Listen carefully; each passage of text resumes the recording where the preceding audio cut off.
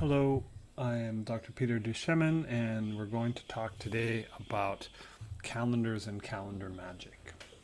So I give you a moment to absorb this quote from the I Ching, which is the starting point in many respects for my work, and I think a spark for many calendricists who feel the power and the revolutionary potential within the practice of Cholendrix. So I'll let that sink in. This is from the 49th hexagram, the known as revolution.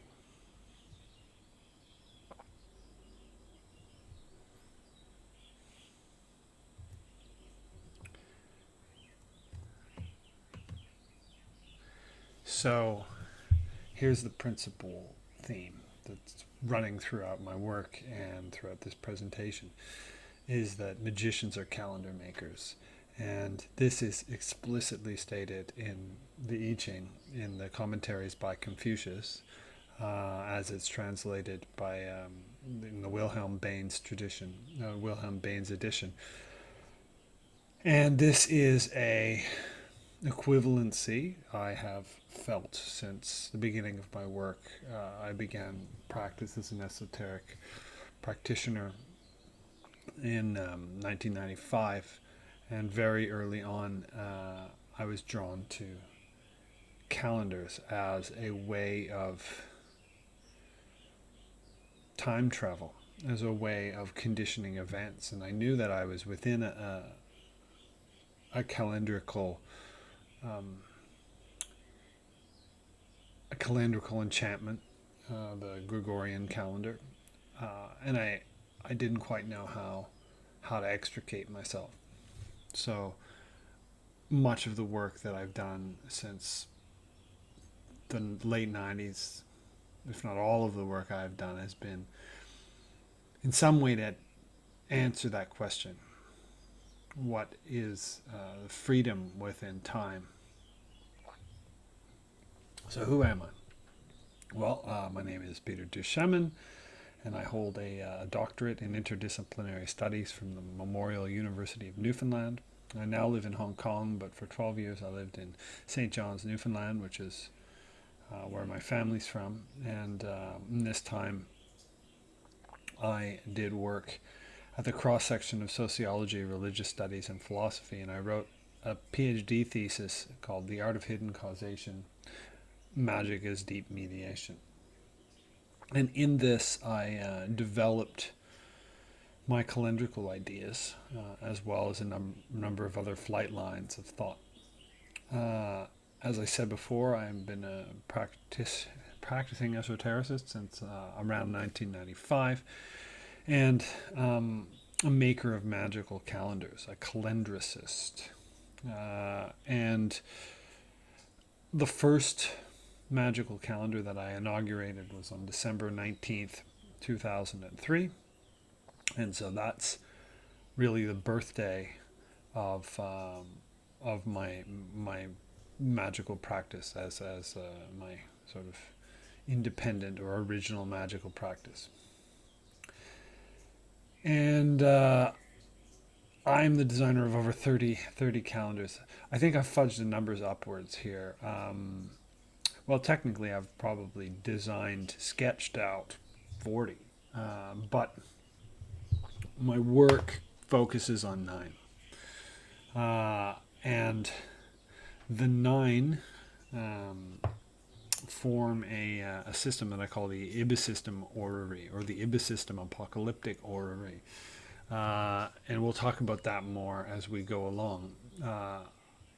It's received its name in stages. I called it the Ibisystem at first, and at a certain point I veered away from fancy names, and I came back to it, but with the word orrery tagged onto it, because that's exactly what it is, a calendrical orrery. And what I am seeking to do is to make thinkable a difficult concept, which I call orreristic time, orreristic temporality, which in some ways can be seen as a development from heliocentric astrology. So we'll talk about that. I am the designer of the Faery Dog calendar with Dr. Scott Jeffrey. And the story behind that is we met at Trans States, and we got along well, and I told him I was a designer of calendars, and he funded me to make a calendar with some specific features, and in particular his interest was that it key to Sirius. So I had no particular previous experience working with Sirius, but I had made many calendars. This was in 2019, by the way. So I had, by that point, I had created the IBIS system orrery, and so I was working with multiple calendars. So this one came up as a sort of a collaborative work, and it's very interesting because it is one of the more, well, it's more sophisticated in some ways, and it's not part of the IBIS system, but it's the child. And there's all sorts of fun features that I got to build in because I had learned many lessons by that point. So we'll look at that a little later, and that's something that's quite accessible. I've put a bunch of links, by the way. You can have a look at all those links on the side, and the Faery Dog annuals for the first 2 years. We produce one every year. They're there, and in the second year, you can click there and you can download those if you like in PDF form. The second year is going to be the second year is going to be the one that you're probably most interested in. But what can I say? The second year is basically an almanac of now. From August to August, so we are immersed in it, and it'll let you track 2 of my IBIS system calendars, as well as the Faery Dog, as well as the Discordian calendar, which was Scott wanted to include that. I'm quite suspicious of the Discordian calendar. I think it causes discord, but there you have it. Who am I to say no to Eris? Much rather invite her to the party than have her start the Trojan War. So the Discordian calendar is in there. I'm also a visual artist, and I guess you'd say an experimental cartoonist or a meta-sequential cartoonist, and my cartoons are generally non-story driven. They're relating to textures and perceptions and surreal images and visions that I've had in practice. So they are very much tied in with the calendars, and I often will produce them using the calendars as the rhythm or beat. So you can have a look at that if you want to check out my Instagram, Meta-Sequential Artist. I am the captain, or the helmsman of the 32-week course, the Meta Magic Tarot, which is based on the Force of Life calendar, which is a Venus calendar, a 224-day, 32-week Venus calendar. And during this process, I initiate people into the calendrical system by means of the tarot. So for those who have the drive, you can use it to produce your own tarot. So the idea is it's a calendar that produces tarots.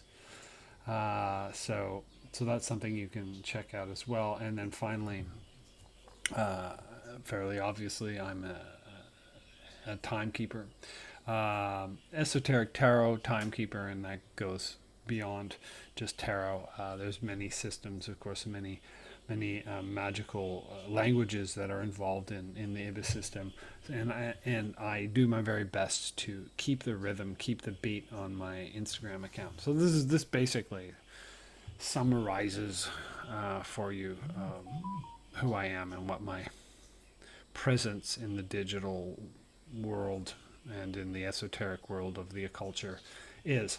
So let's get on with the work. So why am I doing this talk? Well, for key reasons. To introduce magical Cholendrix as a form of astro magic, to explain the theory of structural mutations of consciousness, to showcase some of the calendars of the Ibis system orrery, and to articulate a vision of a polycalendrical metamorphosis of time. These are all fairly straightforward. The first one is simply my claim that magical Cholendrix are a branch of astrological magic, or astronomical magic, if you like. The structural mutations of consciousness probably needs the most unpacking.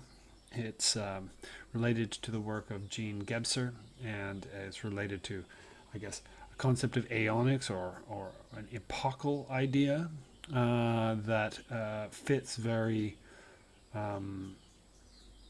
well in with my mission, if you will. And my mission is in many ways directly connected to my interpretation and elaboration on the work of Jean Gebser in his work, The Ever-Present Origin. So we'll talk about that. And showcasing calendars of the Ibis system orrery, we'll get to that. And then to articulate a vision of polycalendrical metamorphosis of time. I am on a mission to change how we mediate time in a radical way. So this will be a brief introduction to the work that I've been doing for about 20 years. Part 1, Cholendrix and astrology. So we're going to build the groundwork. And the topic is time. Because, of course, Cholendrix and astrology all pertain to time. And we can talk about time in quite a variety of ways. There were 3 Greek words for time, as I understand. Maybe there were more, but the 3 that I have encountered as most pertinent are Chronos, Aeon, and Kairos. And so Chronos is chronological time, the sequence of events in an order where it proceeds forwards and does not retreat. Chronology, right? Putting things in their position on the timeline, a before and after a kind of sequence. And so it's diachronic, and we'll talk about that. Aeon is a more of a sort of Zeitgeist. An aeon is an emanation, a chamber of time. And of course the Gnostics had 30 aeons, which were these kind of revelatory domains. And the Thelemic philosophy has the idea of the aeon of Osiris, the aeon of Horus, and an aeon, in my thinking, is like an environmental chamber of time. So if you imagine time is passing through, these transformational chambers, the aeons are the chambers themselves, like an alchemical apparatus, and so. If Chronos is quantitative time in that respect, then Aeon is qualitative time. And Kairos is the god of opportunities. So Kairos is much more localized. It's the, I want to say, the unsystematic notion of time, the idea of its absolute immediacy, its felt sensation, and its wildness. So they say that Kairos has this like long forelock and a bald head in the back, because if Kairos passes by, you can't. Kairos is an opportunity. You grab him by the forelock, but if you let him pass by, you can't grab him because he's bald in the back. But this is, I guess, the singularity of immediacy. So these 3 things come together: chambers of qualitative resonance, sequence of events, and the unpredictable intensity of immediate temporality. So that's the Greek concepts. In academic parlance, we have synchrony and diachrony. Synchrony is things happening all at once, and diachrony is things happening in a process or in a series. And you can imagine, actually, the calendar, the regular everyday calendar, as demonstrating this, because one day at a time we accumulate actions, right? So we live one day at a time, but our minds can perceive this entire structure. We've got, New Year's, and then, Easter, and then Halloween, and then Christmas, or vernal equinox, summer solstice, fall equinox, and winter solstice. And see, we're almost seeing this structure immediately, all at once. That's the synchronic perception, whereas the diachronic perception is one thing after another. In essence, we have duration. Right? This is a Bergsonian word, who's a great philosopher of time. And duration is the flow of time, the immediate, intuitively accessed flow of time. And it's non-conceptual. It's directly perceived. And then we have time as a mediated quantity. So we have it as a direct quality, as Bergson would say, qualitative multiplicity.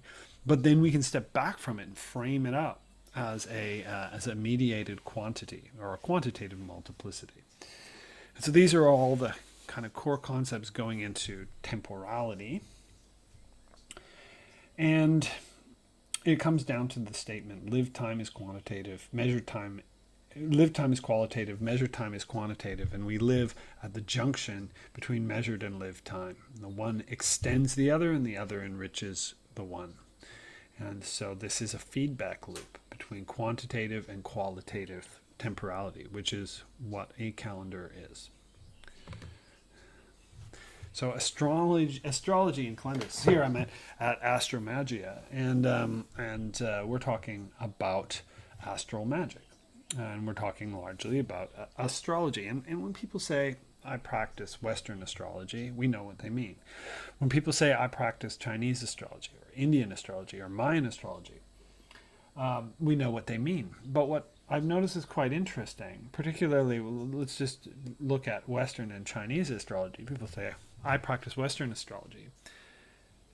Are they the same type of thing? Are they both astrology? And what we can notice is that there are different methods. They all have in common the basic idea that they're using astronomical data, their astronomical information, and they're determining certain aspects of destiny, if you want to call it that, by time and place of birth. Okay.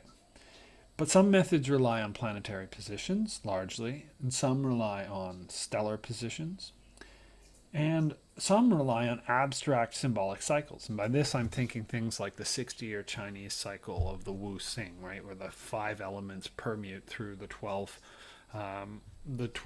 animals, or the Mayan calendar, the Tzolk'in, where you have 260-day cycle, or you can even also look at Balinese system, which is, I believe, 210 days. And we'd call these astrology when we're explaining it to people, because what are you going to call it? Are you going to call it Chinese Cholendrix? Because this is really what it is, and this is the point I'm trying to make, is that what we're calling Chinese astrology is more a calendrical system, as is the Mayan system, as is the Balinese system. So actually, we're talking about a different discipline. But the disciplines are cousins. They're very closely related, maybe even siblings if you want, because they're both born out of the study of the heavens, except that the one goes in the direction of the interpretive dynamics of the planets, but the other tends to go towards the study of these large abstract cycles and how they mesh and how they connect. So there is a difference, and I don't see that anyone, I don't see the world suddenly reforming and calling Chinese astrology Chinese Cholendrix, but that's how I think of it. I think of it in slightly different terms. And so what is a calendar? Since this is going to be a talk on Cholendrix, the cousin of astrology. So I define a calendar as an interface of psyche, cosmos, and socius. And cosmos is quite obvious. We have a world with cyclical moving parts that we find ourselves in, with patterns, right? A cosmos that is that we are immersed in. And we have our consciousness, our psyche, our mental state, our framings. And then we have the societies we live in, the social body. And so what I view the calendar is a place where these three domains are interleaved or braided together. We get the cosmological rhythms, and certain rhythms are picked out, and then a social schedule is developed. And then more subtly, the mind takes the shape of this relation between cosmos and socius. And because of the way that calendars memorialize symbolically different kinds of events, those end up being the shape or container of consciousness. So the self takes a form that is related to the calendar. This is a very, very important point to my work, is that I believe that the self is a social being and a cosmological entity, and the selection that interweaves psyche, cosmos, and socius in a particular calendar is like a particular set of ingredients that produces a particular type of soul or self. And I call this the triple interface. The triple interface is crucial. So calendar is a triple interface. And from there, it grounds a chronology, meaning a sequence of events that have a before and an after. And in doing so, it supports a history. So civilizations are usually clustered around calendars. They say a university is a bunch of buildings clustered around a library. Well, civilization is a bunch of culture clustered around a calendar, perhaps. The major cultural actors have independent calendars. This is my point. And then finally, a calendar I call a time song. What is a time song? It is a voice speaking to eternity in a particular way. I mean, any given calendar could have been otherwise, right? The Gregorian calendar, the Chinese calendar, the Balinese calendars, all these calendars speak the cultural spirit into eternity repeatedly, right? It's a calendar causes the cultural spirit to resonate and to recur eternally. So it's a projection of a cultural understanding, a narrative reality into eternity that is like a song, a time song. And now we have a concept that's I feel embarrassed to say that it took me about 15 or 20 years to formulate this concept, and it's probably the simplest idea in the whole talk. Calendar hypnosis. This is the issue. This is what it's all about, and this is why my interest in calendars started, and this is what I think is one of the most pressing issues of mass social psychology. Is the tendency of the psyche to take the shape of the calendar that it is in without awareness of that fact. So like a fish in a fishbowl, it doesn't know other than its environment.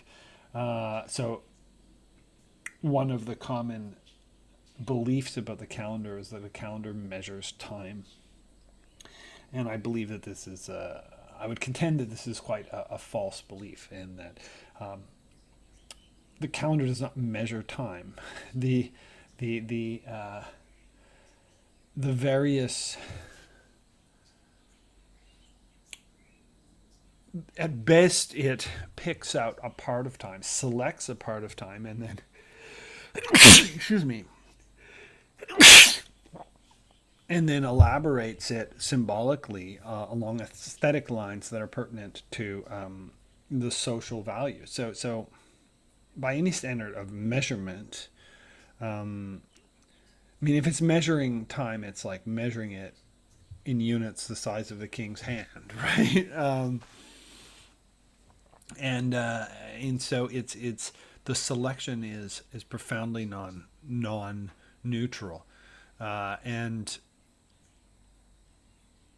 time appears to be a fluid plastic quantity, and it appears to be molded or shaped into a form, kind of like a collective egregore, by this calendrical selection. So the calendar is shaping time. This is calendar hypnosis.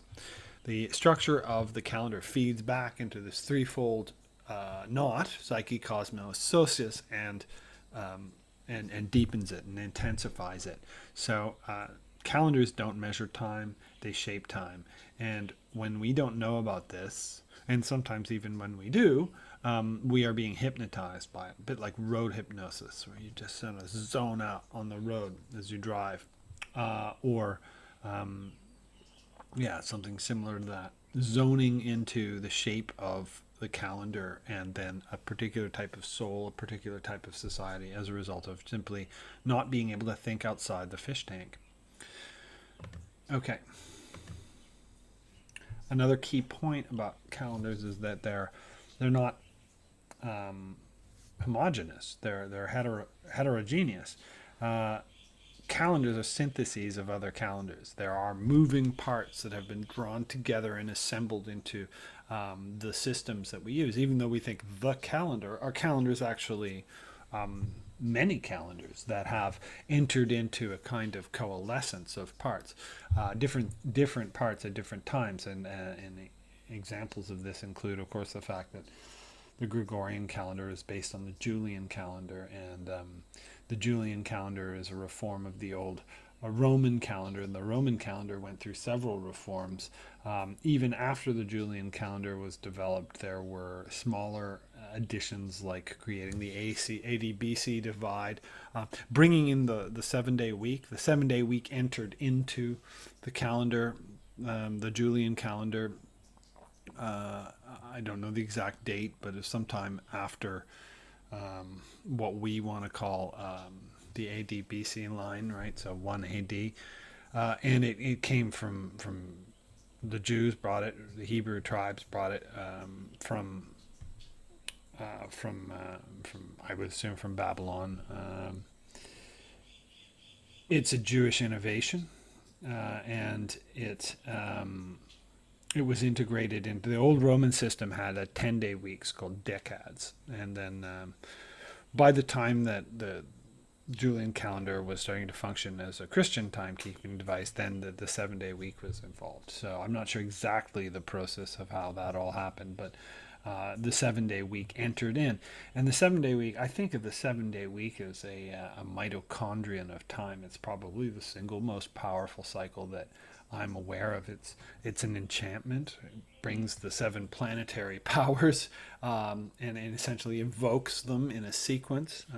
For those who have gone really deep into it, you have this whole matrix of planetary hours. So that's a highly sophisticated and highly integrated kind of matrix of symbolic energies that undergird our time. So it's this massive enchantment, and it came into our Roman calendar, and then like a mitochondrion produced tremendous amount of energy.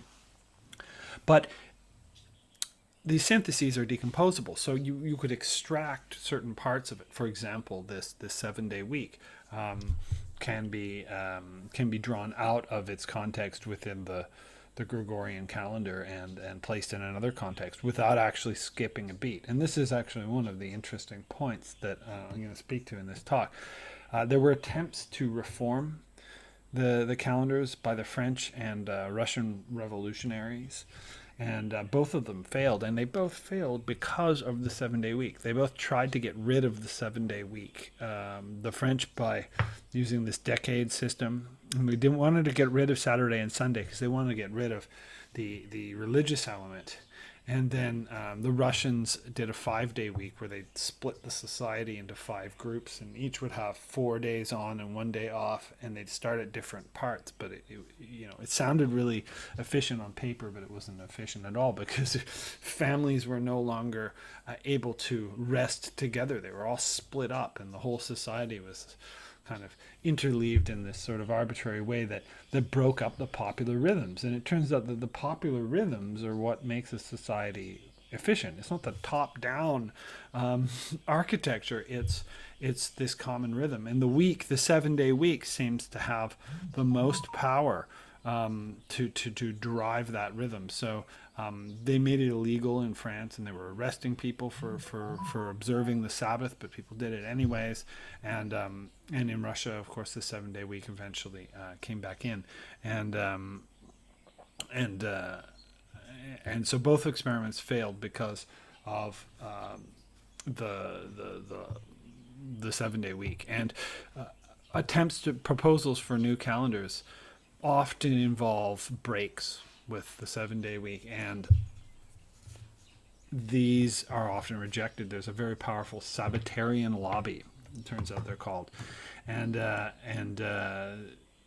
based on the idea that thou shalt keep the Sabbath holy. But in any event, they don't want to break the 7-day week, and I can see why. The breaking the 7-day week would be very disruptive. So I think that a experiment in the metamorphosis of time should absolutely include the perpetual cycling of the 7-day week, and I'll talk about how I accomplish that in a bit.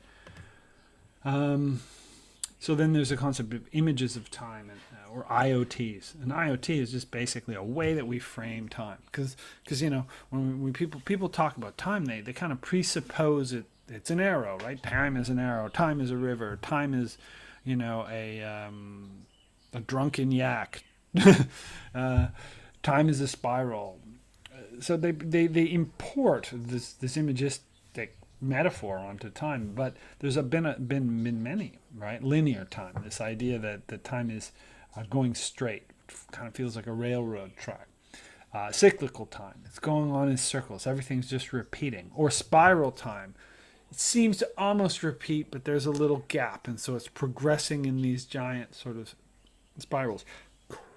Crystalline time was first mentioned, as far as I know, by Gilles Deleuze in his books on cinema, and it seems to be a time that kind of develops like a seed and spreads outwards, structures that intersect different timelines that kind of like a snowflake or frost growing on a window. We'll talk about that, because that's something that's definitely happening in this work. So yeah, key images: the road, the track, the circle, the spiral. And then there's the orrery. And the orrery, we're all maybe familiar with what an orrery is. If anyone saw The Dark Crystal, an ogre's orrery, I love that. That always struck me, is this machine that depicts the position of the planets around the sun. So it's a heliocentric image. So one of the things, basically what I'm doing is simultaneously holding crystalline time and orreristic time, swapping between the two of them. The one is diachronic, the orrery, the positions replace one another as they move around, and the other is synchronic. It is a growing total image of time. So that's an image of time. And we have time streams, flows of time, and there can be many, right? Every calendar in a way is a time stream, or many time streams. Our calendar has the week, there's a time stream. And then we have Easter, there's another. And then we have the solar cycles, there's another time stream. And they're woven together into a time song. And so you can see the Baha'i calendar is a time song, and the Chinese calendar is a time song. So we've got all these time songs, which are themselves, types of time stream. These are expressions of the voice of a culture, and they're existing in like an archipelago, of these islands within this vast kind of uncoded wild time space that most people have a very hard time perceiving, because they only have the one calendar. They're subject to calendar hypnosis. And also when we look at a typical box calendar, it's made out of boxes. So time is boxes. A day is a box. Or we could of course also say bubbles. When we're feeling more ebullient and effervescent, time has the quality of a bubble. I remember being at a festival one time and waking up and someone was blowing bubbles at dawn, and it was this singular poetic moment, this really powerful emotional moment, and that I can still feel that emotion, right? It radiates out from that memory. The kairos, that's the kairos effect, very bubble-like. It can burst as well. Monotemporality and polytemporality, that's at the core of this. Do we live in one time or many times? And obviously you can tell what I think.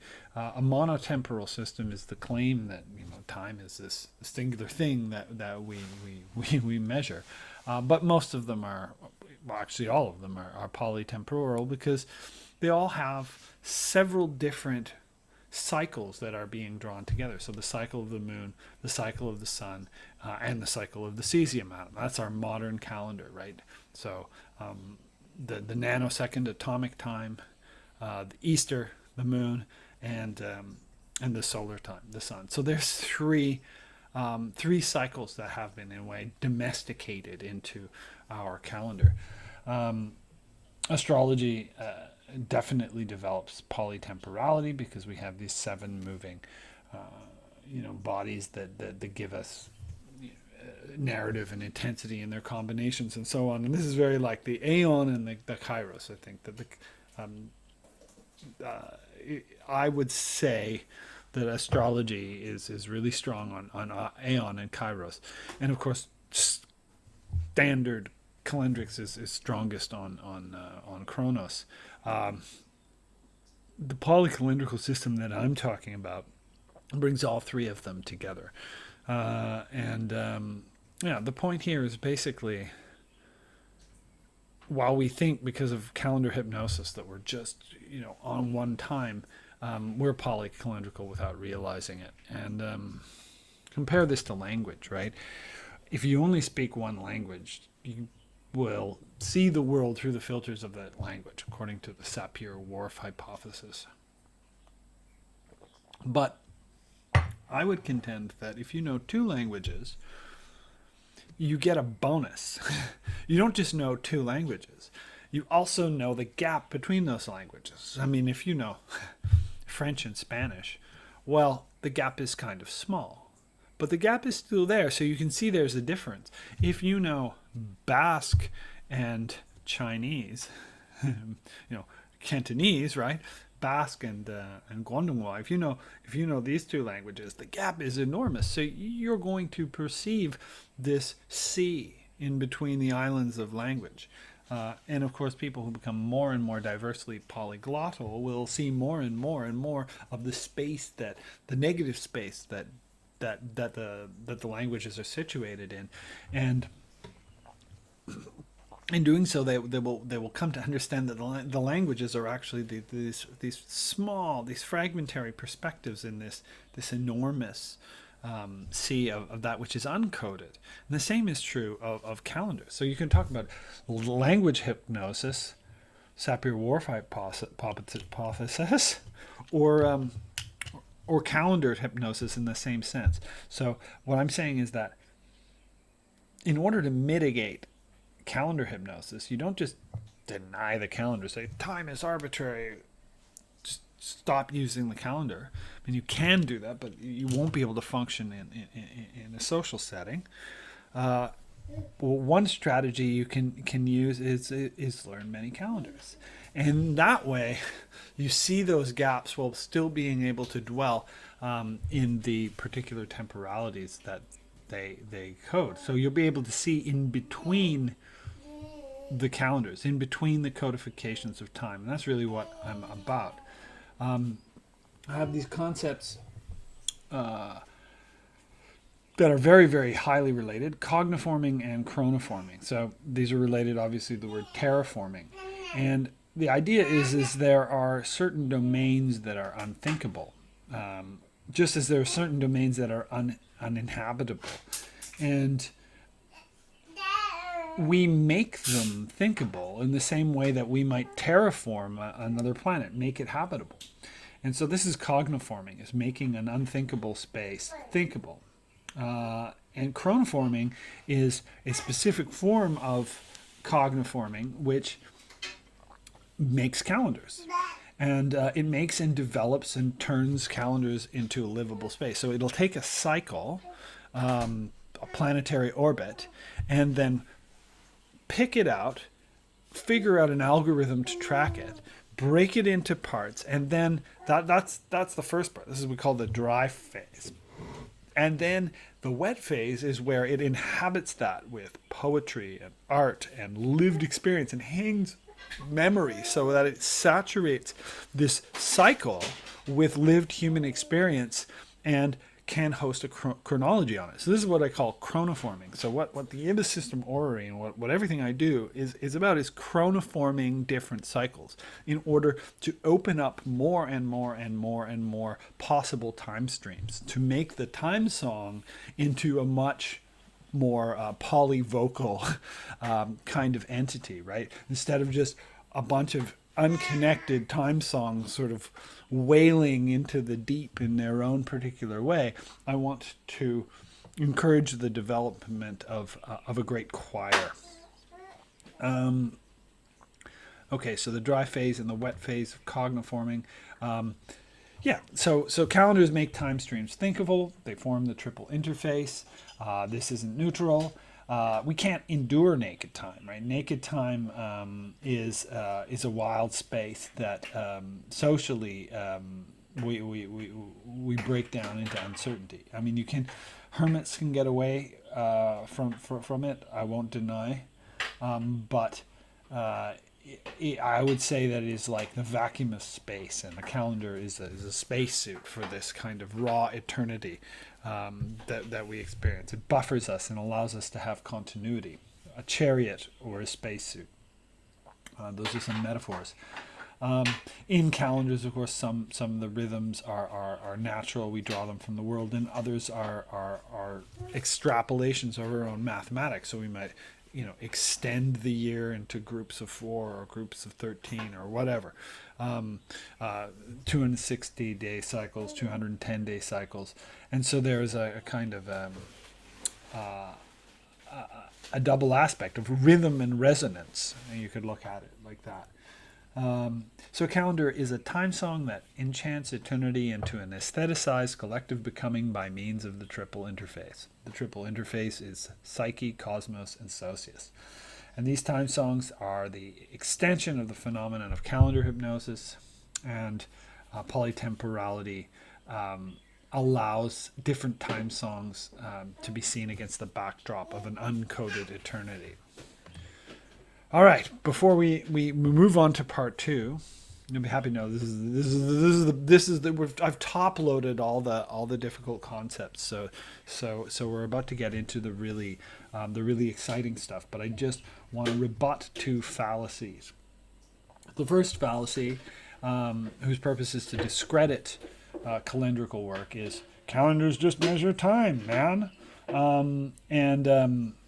and it can be difficult to answer this unless you're prepared. So I would answer it with some questions. Okay, what does it look like before you measure it? Because I can describe a tree before I measure it. So describe time before you measure it, and show me that the measurement is adequate to give us a neutral impression of temporality. There's one. But so then why measure it in this way? Why with from Christmas to Christmas instead of from Ramadan to Ramadan? Why? Okay. So are we not shaping it, right? So how does measurement select some qualities and reject others? And really what it comes down to is calendar isn't just measuring time, it's memorializing. So what is memorialization? And back to this idea of the fluid plastic quantity that is temporality, is not memorialization basically a type of sculpture of that plasticity? And so Cholendrix is not a measurement, it's a sculpture. It's a creative sculptural process. Okay, so this is coming from the critics or the skeptics. The other fallacy comes from the true believer, from the person who thinks that we live in an architectured space created by some kind of a superior entity, maybe. And the idea then is that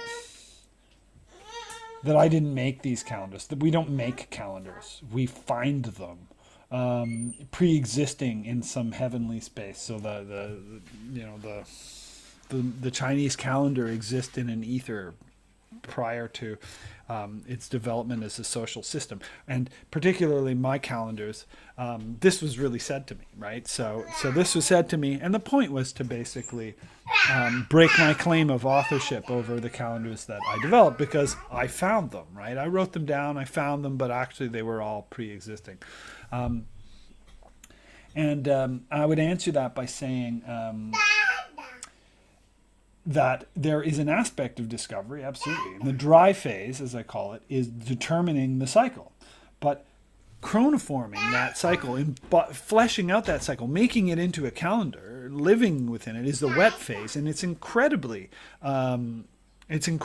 creative. And that's so the author of a calendar determines the cycle, but then begins the process of fleshing that cycle out and making it livable. No one is going to live in a raw cycle that hasn't been prepared in some sort of way by an author or a pioneer. So Cholendrix, I can call it also synchronometry, because we maybe want to get away from the word calendar, because it has a Roman heritage related to taxing. But it is a technical and creative work. So we're like architects, we're like engineers and artists. It has to be sound, but it also needs to be aesthetic. It needs to have that awesome kind of beauty that true architecture has.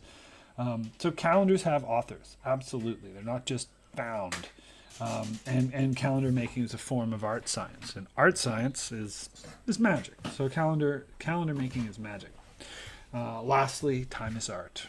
This, for anyone who has connected themselves in some way to the work of Jose Arquillas, the Mexican art historian who developed the dream spell, which is an adaptation of the Mayan Tzolk'in and the tree calendar that ostensibly was the Druidic calendar. Time is art. And this is so true. Time, he says, time is not money, time is art. And we've gotten hypnotized into this idea that time produces money as its outcome. And according to Jose Arquillas, time is art. And I agree with this. But I think also we can refine this too.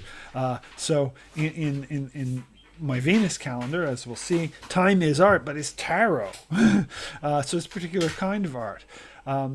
But the point is that our moments produce something when we engage with them, and they produce something of intensity and quality, and we can shape them, and we can use them to produce a garden of different kinds of flowering, different kinds of art, different kinds of creativity. So time is art, and that's a very huge part of this philosophy.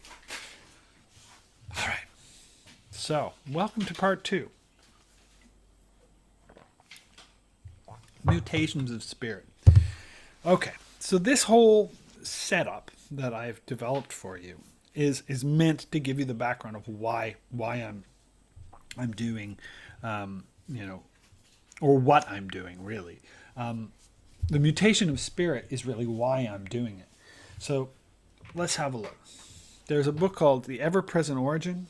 I have a copy right here somewhere. It's not at my fingertips. But The Ever-Present Origin was written over many years during the 20th century by the, I believe, Swiss-German French philosopher and man of the world, Jean Gebser. And it's a quite astonishing book that I highly commend to anyone interested in this type of thing. And his position is that there are 5 key structures of consciousness, and the first one, in a sense, is what he calls origin, the archaic, the undifferentiated immediacy of consciousness as participation in the world. And then the next structure, which he claims spontaneously appears in an uncaused way, right, as a kind of spontaneous emergent, is the magical consciousness, which is atemporal, and it's the production of monadic worlds through magical perception. And then the third structure, which is again spontaneously emergent, is the mythical, which is societal epics and the pole and counterpole of light and darkness, and the telling of great long stories, such as calendars. So calendars, he would say, are developed during the mythical period. And then the mental is related to our rational capacities, and that also then emerges. And then finally, there's the integral. And the integral, according to Gebser, will reconnect us to origin. But origin actually saturates it all. These are all developments of origin. They are surrounded and filled by origin. But there is a sense of being, in the process, there's a sense of being alienated from origin, but we discover that we were never alienated from origin. We are diaphanously kind of interconnected with it, saturated by it. And leaving out the archaic, because the archaic is our deep interconnection with the universe, the fact that we are expressions of it, that we are not other than it. There are 4 mutations that are types of sort of othering of ourselves from the cosmos. And the first of these mutations is the magical, which is this idea that I think it was sparked by the creation of art, the definition of a self against a backdrop, and then the creation of a world, of a kind of synchronic world of immediate consciousness. And then this is a very effective strategy for a little while. This is called the efficient phase. And then it achieves its goals, after which it starts to produce effects that are not as efficient, right? The problems of this start to emerge. And I think he says fear and cruelty are the main problems of the magical.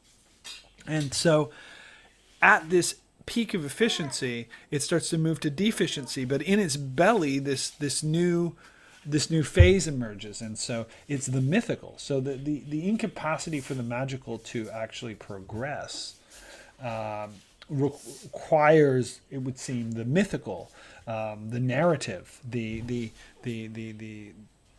story giving to the whole cultural collective, if you will. And this then emerges, and it's very effective at first, but it hits a peak of efficiency and then starts to go downhill. It starts to become way too baroque and elaborate and labyrinthine. And so within its belly, the mental mutation appears, and the mental mutation cuts things down, right? It uses geometry, uses rationality, and it emerges. So the first twinklings of the mental mutation were around the so-called axial age. So think Socrates and Plato. And so this is very effective at first, but rises to a peak of efficiency, and then the turning point, according to Gebser, is the what do you call it? The vanishing point perspective. Vanishing point perspective by Leonardo da Vinci is this critical point where after which basically the mental mutation devolved into this alienating, materialist, partitioning type of practice. And within its belly, a new mutation was emerging called the integral. And the integral really comes to the fore in the early 20th century. And it appears as an increase of intensity of time that essentially poses a challenge to our ability to parse time. He says that there were some forerunners. For example, he names Meister Eckhart. But the integral mutation manifests as this crisis because the other mutations are basically in contest with one another. And so we have this intensification of time that requires us to resolve these the secretions of these previous epochs in a way that they can integrate them. And so that's the great challenge of our time is dealing with these competing epochs, which are ultimately saturated by origin. This is important. Epochs are economies of psychic, symbolic, and material energies, like organizational regimes.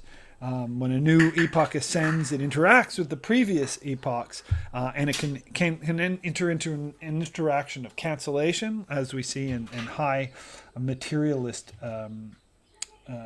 rationalism, which is linked to the mental mutation, and it attempts to cancel the mythic and the magical. But we can also have a beneficial relationship, which is an integration. So imagine if the mental was able to integrate itself with these previous existing epochs. And this is what you see in the work of someone like Jung, right? An attempt to integrate the irrational with the rational and produce the irrational. So cosmological. Okay. So these are the epochs as or the mutations as Gebster understood it. Now I have made an interpolation, right? I have identified these in a way that is different from Gebster. So I would say a cosmological epoch is anchored to a cosmic center, and every time a society shifts towards a new center, the epoch shifts, and so what I see, this strife between epochs is a strife between worldviews that are anchored on different center points. And what I want to do ultimately is to integrate and coordinate these different epochal economies like organs into a singular body. This is the plan. So the Copernican revolution was an epochal shift. We moved from the center of the earth to the center of the sun. And when we did so, this new framework was bare of symbols. So it was in the dry phase of chronoforming, if you will, or of cogniforming. So we were exposed to an uncogniformed space, which then became, there was a rush to populate this with ideas. And technology filled that space because calculation is the key to opening up this space. So I'm going to make the claim that the Copernican cosmology and the mental mutation, because if the mental mutation started back in ancient Greece, there were already twinklings of heliocentrism happening there, and it's when Copernican cosmology dominated that you see the dominance of the mental mutation. Materialistic Gnosticism keeps this economy quite dry, quite just right down to the framework, right down to the sort of skeletal frame, and we're not allowed to fantasize within it, of course, because the mental mutation kind of prohibits fantasy. But we are starting to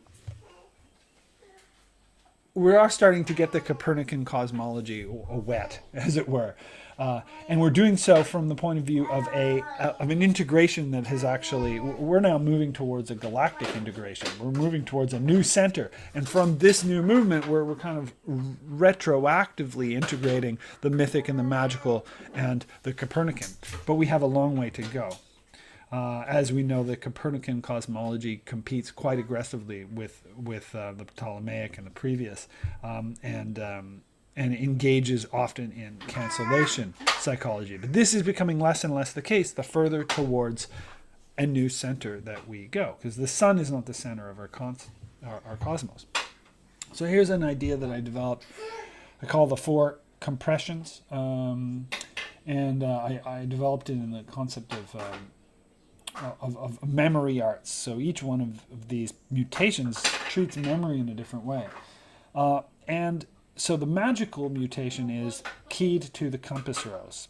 That's its center. The center is the crossroads upon which I stand. And this is a kind of magical and elementalist psychology. And the mythopoeic is centered on the earth. And this is a mythological, mythopoeic psychology. This is what most astronomy or astrology is working with, right? This mythic cosmos, the spheres, and all this kind of stuff, geocentric astrology. Then there's a techno-rational astronomy, right? This is the mental picture of the solar system, and then which cancels. It says the previous perspectives are false. Right, well, but they aren't. They're nested within it, is the point. And then we're learning this as we get towards a sort of galactic center or integrative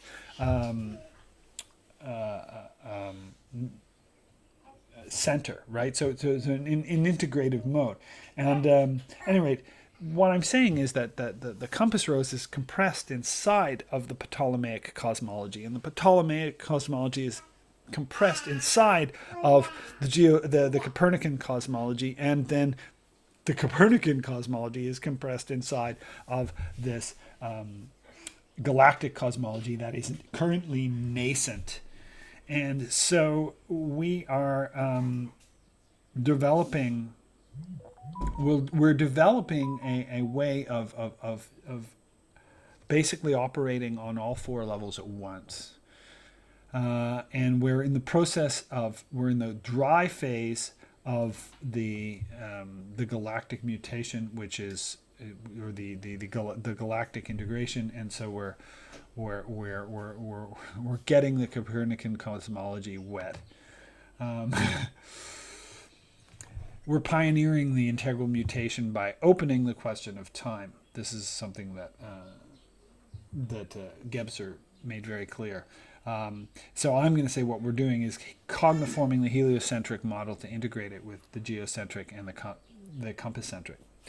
And I am using the orrery of the solar system to effect a metamorphosis from monotemporal chronology to polytemporal chronology, because I believe that polytemporal chronology will open up this choir of time songs, which will then allow the integration to occur. Because as long as monotimes are basically saying, ours is the history, no, ours is the history, no, ours is the history, that space is going to limit us from seeing how eternity essentially is the ocean in which all these voices are singing, and we want to open this up.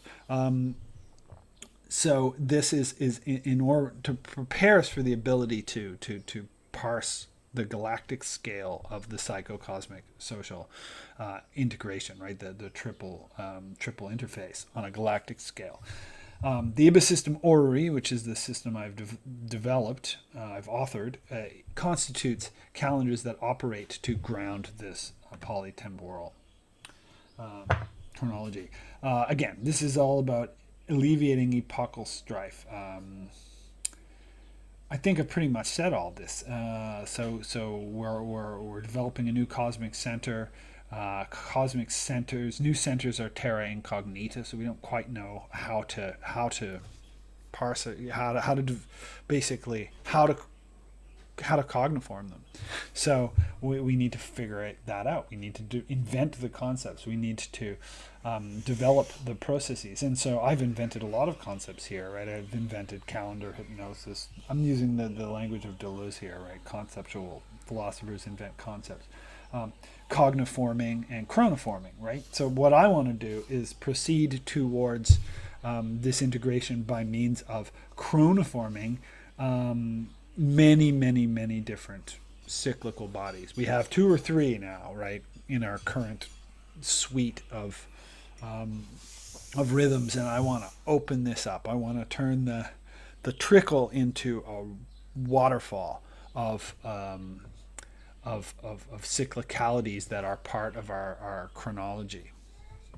And this will have the effect of ameliorating the antagonistic relationship between skeptical astronomy and practical astrology, because it will just show how easily it is to operate on the different tiers. The tiers are not collapsed, and you know, we see these materialist skeptics are basically just kind of belligerently collapsing the planes and saying, oh, you can't claim that, you know, well, it's really a different field. You know, we're not competing for the same turf. We've got to stop pretending we are.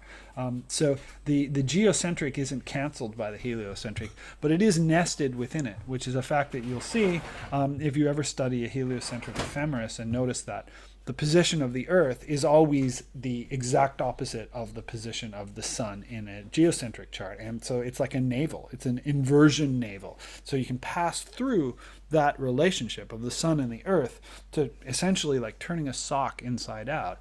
You go from the geocentric to the heliocentric and back. And we need to be able to make this translation. And if we can do this simultaneously, then we can basically see how both tiers or both centers operate. And then we can start to work this on the galactic scale and even deeper on the magical scale. So we can basically go from center to center and center and populate them. Okay, so here's a kind of some schematics of what I would see this looking at. I've associated to the body, just sort of a mnemonic map. Here's you can see also you know, the four centers, right, from the compass to the galaxy, and this picture of the waveform of the efficient and deficient. So it's just some images there. Yeah, so the polychronic apocalypse is basically formulated like this. We now map our temporality onto the cosmos at 3 points: the sun, the moon, and the cesium atom. And we need to step further. We need to open the field completely, radically expand the number of real objects that inform time, including the planets, including exoplanets, including moons, maybe other atoms, and stop trying to make chronology a closed system and wildly open it up to the infinite pulsations of eternity. Supremely open the field of chronological reference and inaugurate a polychronic apocalypse. And this takes us to part 3, the Ibisystem Apocalyptic Orrery, the IAO, for those magicians who will get that reference. Here's my statement. This is a quotable. I'm attempting to cogniform a territory that's difficult to think, the territory of time as it exists in between calendars. I am attempting to make this base thinkable, and I am using Cholendrix to do it. So, ironically, I'm using calendars to deprogram us from calendar hypnosis. This is the purpose. The Ibisystem Orrery is 9 interacting magical calendars based on the orbits of Mercury, Venus, Earth, Moon, Mars, Jupiter, Saturn, Uranus, and Neptune. I left out Pluto, I left out Ceres. Ultimately, these can all be included because this is an open system, but the core that I've developed are these. And mostly it would seem that these periods are fairly regular. They're not being gravitationally disturbed by one another and so forth. There is an experiment in polycylindrical time design. It's an orreristic image of time, so you've got all these time songs, but they're dancing in a spiral, which is the picture of the solar system traveling around the galactic disk, right? We're heading towards Deneb. And so instead of one time going in one direction, you have 9 times that are like a choir spiraling around the sun. So this is orreristic time. And this was drawn right out of heliocentric ephemeris, designed for, I bought the heliocentric ephemeris of the 21st century, edited and compiled by Roger Hand, I believe. And I didn't become a heliocentric astronomer. I became a cholendricist, but I use the same database because the planets have nodes, and when the planets have nodes, you can identify the beginning of the year, right? So, yeah, and it's a bid to make Cholendrix into a populist phenomenon by decoupling it from the state. So most calendar reform initiatives are about saying we're going to replace the calendar with our better calendar, and going up against the Pope and saying I've got this special revealed calendar. We've got to institute this right away, or else the world will fall apart. These don't tend to work out because you're going up against these monolithic institutions that have every reason to hold on to their reigns of time. But what if open Cholendrix became a populist phenomenon? Then what would happen is the monopoly would be depressurized and the calendar hypnosis would fade, right? If you just propose one solution for the calendar and you still have the problem of calendar hypnosis. So we want to ameliorate this, and polytemporality is how to do it. It's a challenge to monolithic temporality and to monolithic thinking in general. It is art with time, and it can also be called synchronometry if you want to decouple it from the word calendar. You can do magic with it, right? You can do heliocentric astrology. You can do geocentric astrology through this navel of inversion that I was talking about, the basically the relationship between the Earth and the Sun. You can do elemental magic because you can bring in systems for the directions. You bring in the compass. You can use the planetary hour system.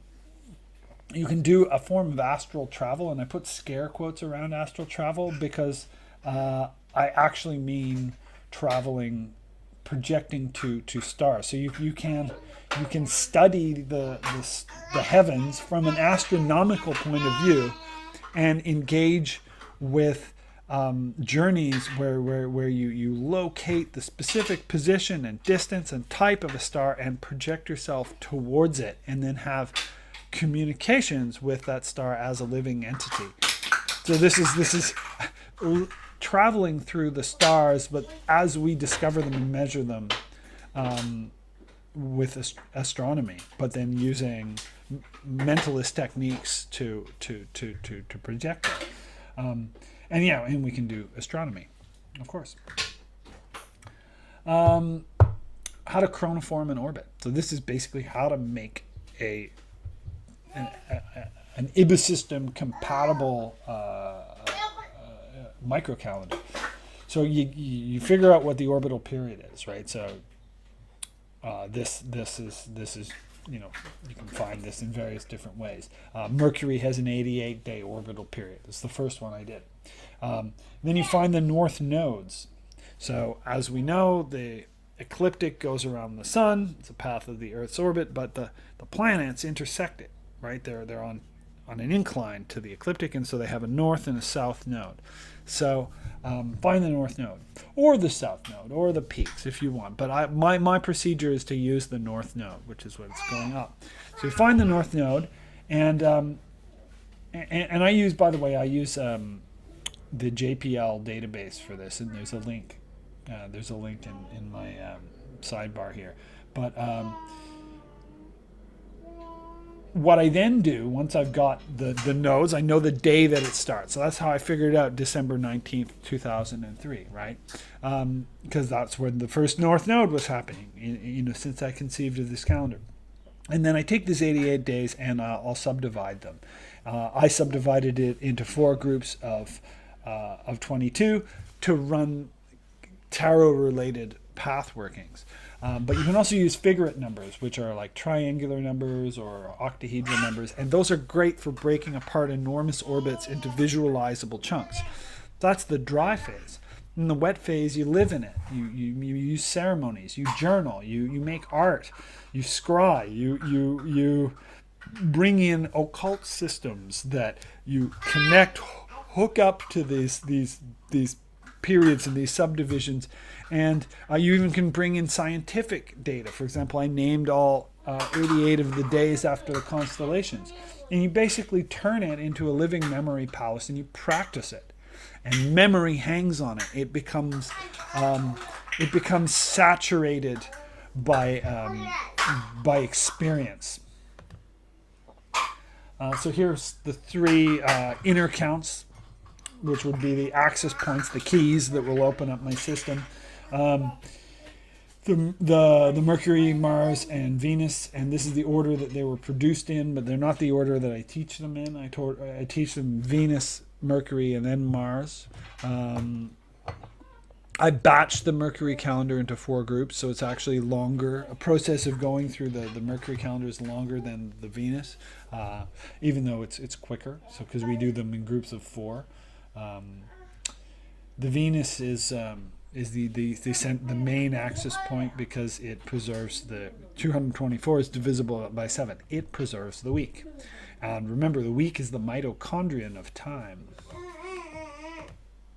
This is a parapegma. It's 2 parapegmas. The one below is for the 88-day Mercury calendar, and the one above is for synthesis of many calendars. It's a counting board.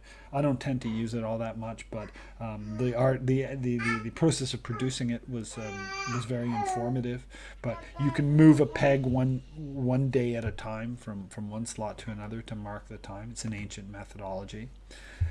Here we have a map of the Mercury calendar, and it flows. If you follow the number 1 to 88, you can see that it flows in a nice little rosette. I've created that image of time. I batch these in groups of 4, and then I order these into groups of 9, and you can see that I have 3 groups of 9 below, and these are actually in Magick squares, the Loshu Magick square, and then I stack them on top of one another. So you basically have a 3 by 3 by 3 cube, which is like a Rubik's Cube. And that is an image of 808 Mercury years. So it's something like 30, 35, 36 years, Earth years. And so today is year 79, day 8. Actually, I think I'm presenting, that might have been yesterday, but there was I made a calendar, error because when I came to do this talk on the day before, I basically, because I'm in Asia, right? So there's the international date line, so I got the dates wrong, which is kind of funny and ironic considering what I'm presenting on. So here is another image of the Mercury calendar, and obviously it's explicitly Kabbalistic, and you've got the Loshu in the middle. This is entirely constructed, by the way, like square and compass construction. None of these even circles or ratios was arbitrary. It was all derived from the initial circle.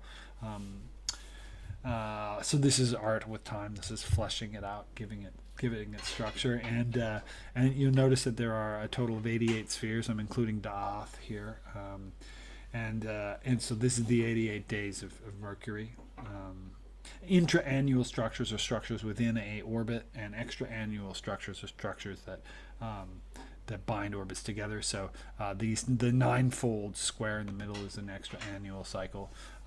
Here's the connection of Enochian.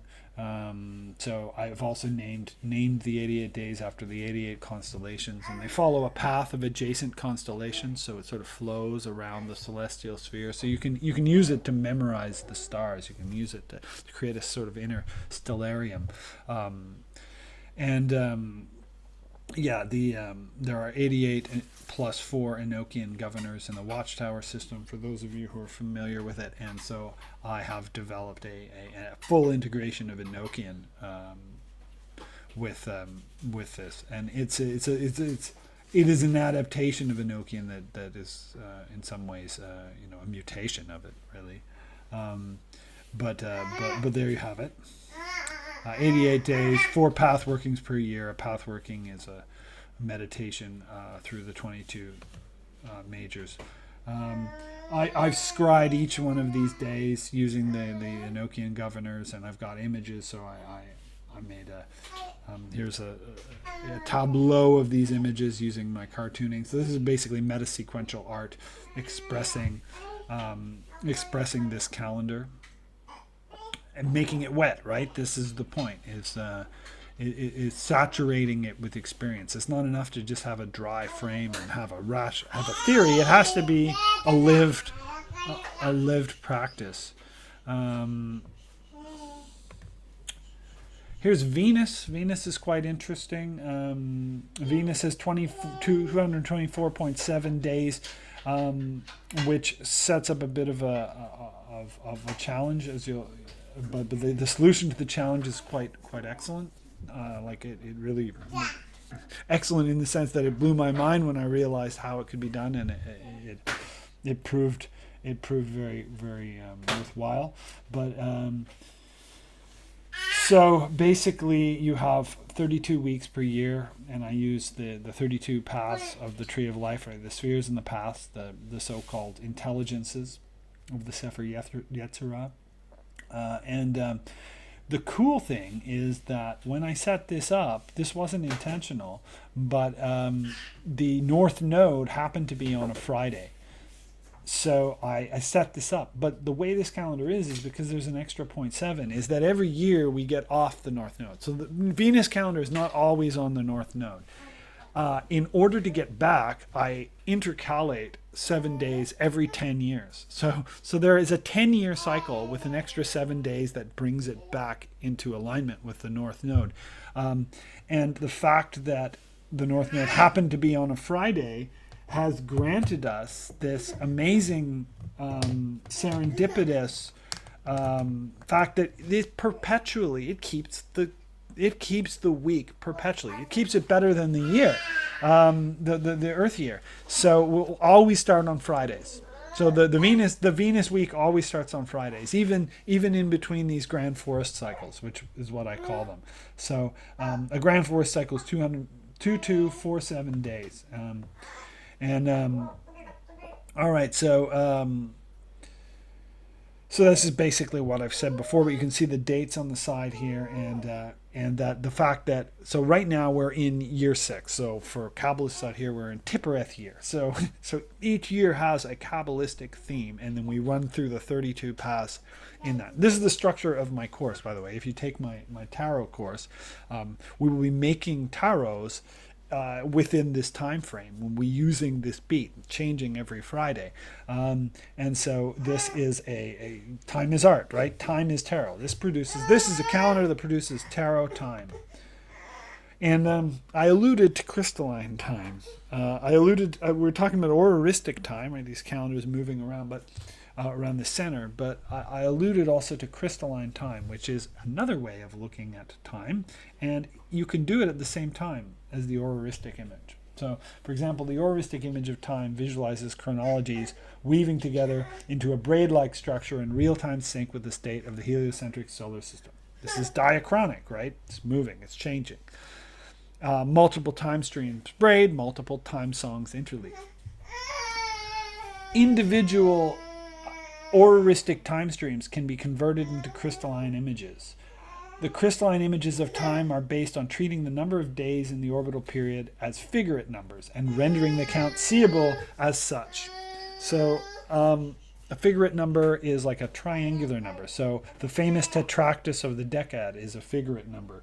But here, probably the most obvious one is 28. 28 is a triangular number. It's an order 7 triangular number. And in the case of the Venus calendar, there's 8 times 28 days.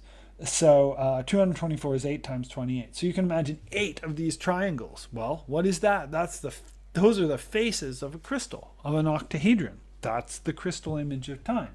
Because we've got this octahedron which has 8 faces with 28 cells on each, but some of those cells are doubled, of course. So the actual volume of this is 231, which is the number of days in the 10th year. But it's also the number of days in a major section of the Mars count.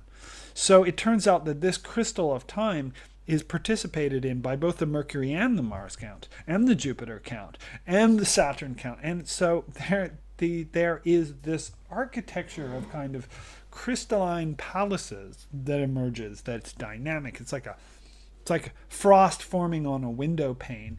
And into this, the experiential data of the orreristic experience of time will flow into it and form this. I can only describe it as kind of the crystallization of this sort of memory palaces, and these are the stones, the alchemical stones that this process produces. So here we have some examples of it, and the 231 gates of wisdom are a Kabbalistic construct. So these 231 days are actually connected to the 231 gates, which is also Sefer Yetzirah. Order 7 octahedron, major player in the crystal image of the Ibis system orrery. Okay, we're not going to dwell too much on that. The Castle of Birds. Okay, it's just going off to the side, but I figured I'd bring it in. The Castle of Birds, there's a link to me performing it.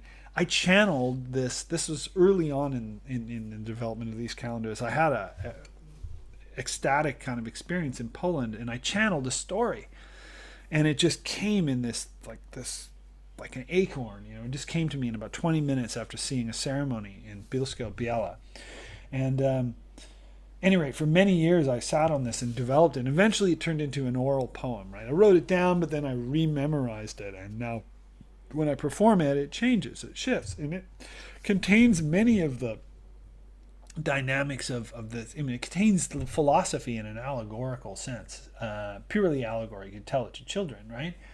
And you can see here that what I've done, and this isn't the only level on which I've done it, but I have broken the parts of this story into sections which I then assign to the points of the Tesseract, but then this is divided into 88 stanzas and memorized on the Mercury calendar. So there is this marrying of a basically a bardic or rhapsodic narrative onto the calendar, which leads me to this concept, which is absolutely crucial to my work: fail-safe orality.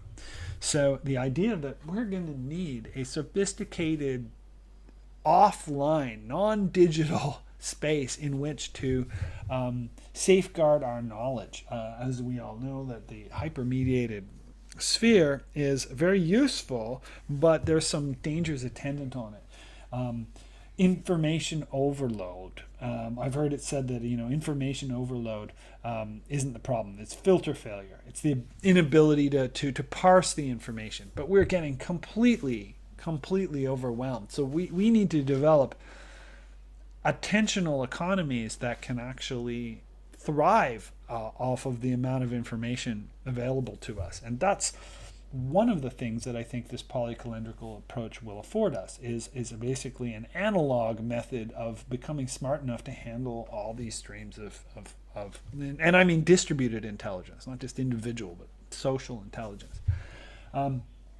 The digital dark ages, the idea that so much is digitalized, and what happens when EMP pulse wipes it all out. Someone destroyed a Frida Kahlo recently, I heard. Some NFT person, in order to basically like a child sacrifice, to reborn as an NFT, destroyed this piece of art to be reborn as a digital piece. And so we're in danger of losing a great deal of our culture if we allow it to be absorbed, into the digital world in this way, without a counterbalance. And the counterbalance is this offline kind of thing. So because the role of knowledge has been swapped with access to information. So we rely on access to information instead of knowledge. Knowledge is information that we remember. Most people are not relying on their memories so much anymore. Computers are external memory palaces. So what I'm proposing is quite audacious, but I think we need to build orally transmittable computers. Computers made of language that are basically oral technology. I think we need to move through and beyond externalized technology and basically reweave the dream time. knowing what we know, the dream time of the indigenous people of Australia, but we can call it fairy, you can call it what you will.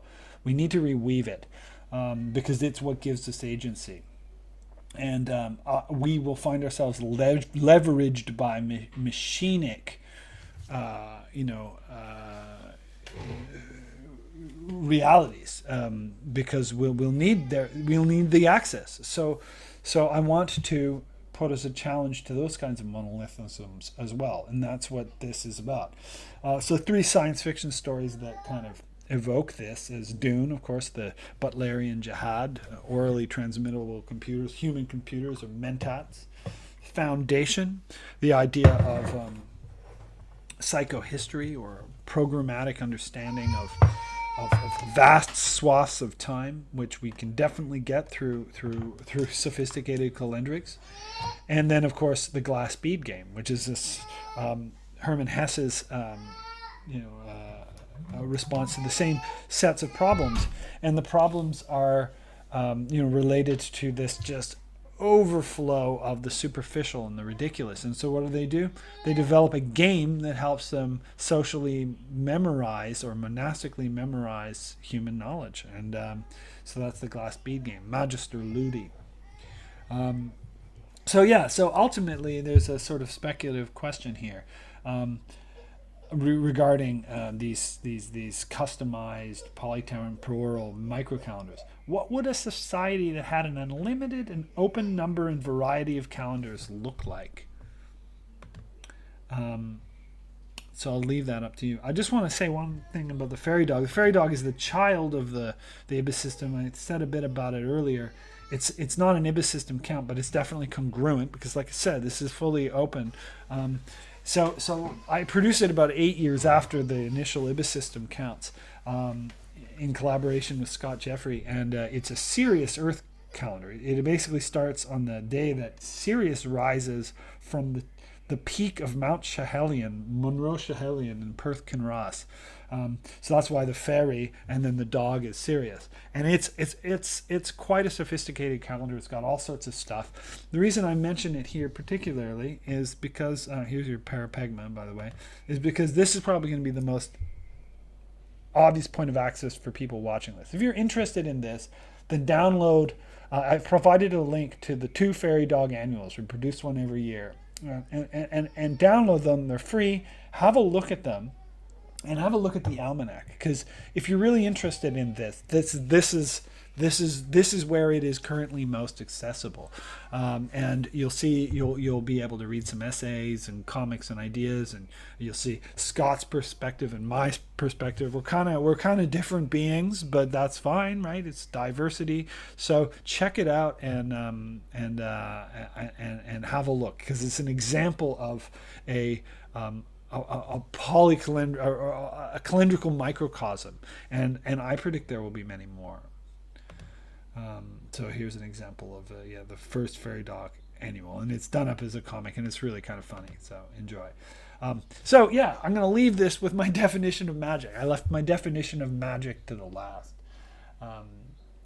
and it's a kind of a singular one for me, perhaps idiosyncratic.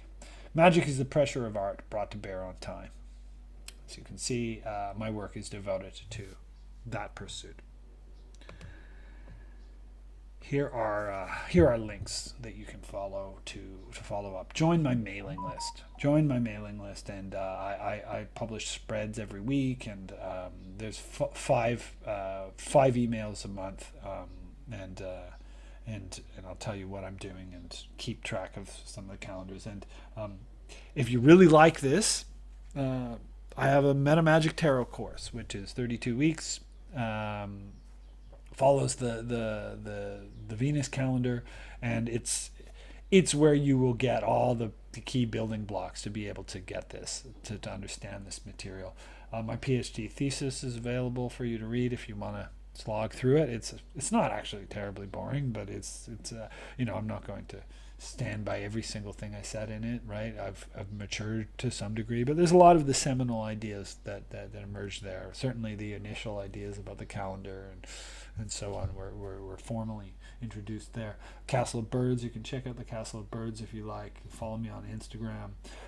JPL Horizon System is the database that I tend to use to calculate the positions and the planetary calendars. Basically, I use that.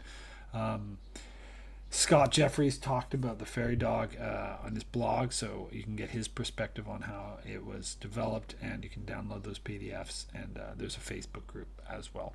So this is all points of connection, and so I hope you've enjoyed this talk, and I hope you contact me in the future with any questions or ideas. Join my mailing list, and we can continue this conversation. So now, if anyone wants to ask me anything, I'm happy to engage.